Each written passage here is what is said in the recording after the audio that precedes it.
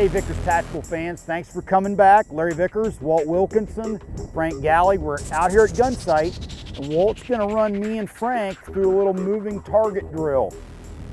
Walt, take it away, bro.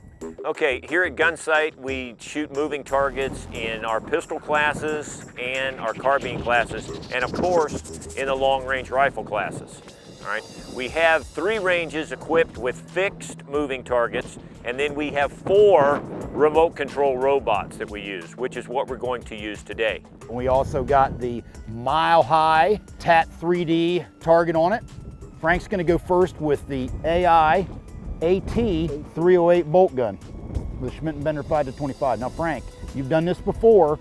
Why don't you give some tips or quick pointers for the folks at home?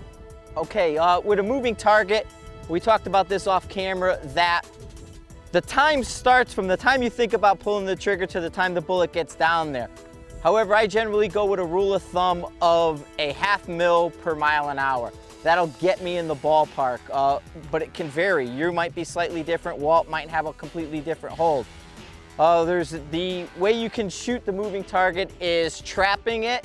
You can track it, and you could do a combination where you lead it, leapfrog in front of it, ambush them that way. The trapping, some people call an ambush method.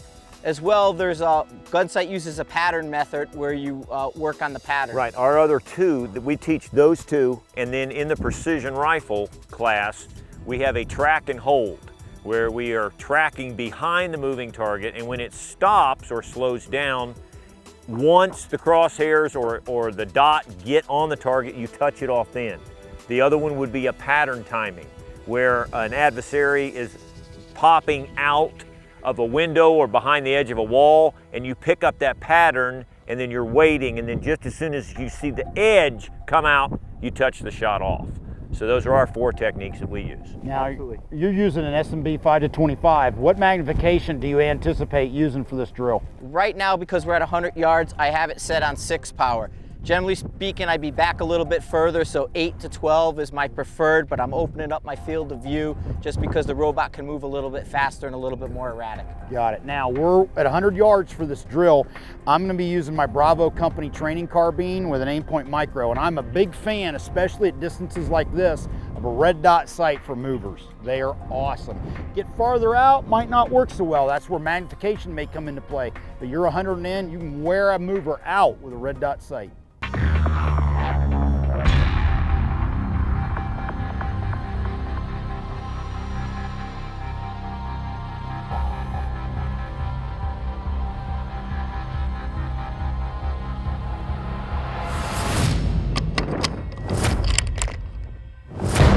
All right, here we go.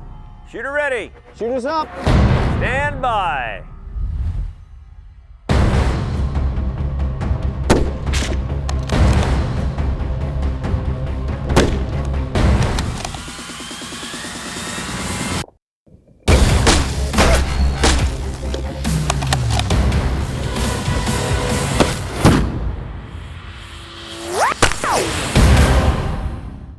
And cease fire.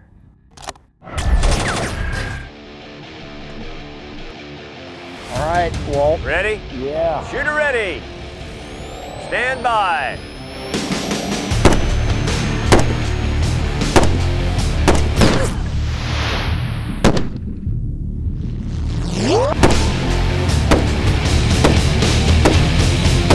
Cease fire. All right. Walt, if you don't mind, why don't you run this puppy up here, we'll check it out. All righty.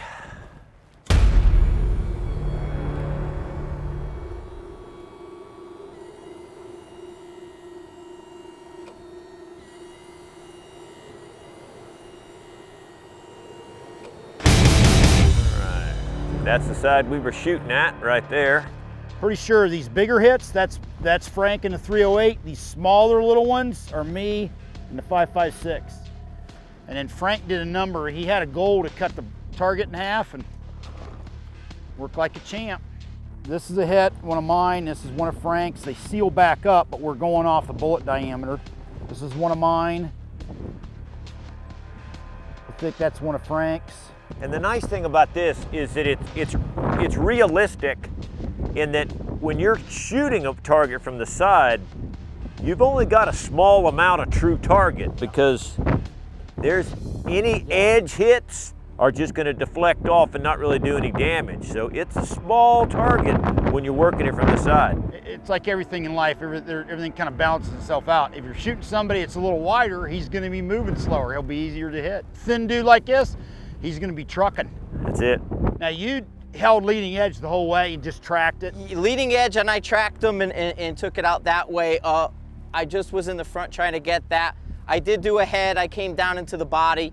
And like I said, I wanted to get that cardboard to get that effect, and it worked out pretty well. I held body the whole time, leading edge. I didn't even try for the head. That's one thing about a red dot. You don't have any magnification, you know, the way I've got it set up. So you need to be looking more center mass. Yeah, and as far as technique goes, Frank, you adjusted your natural point of aim every single shot waist. Yes, sir. To set yourself up for success, and that's exactly how it's supposed to be done, just like that.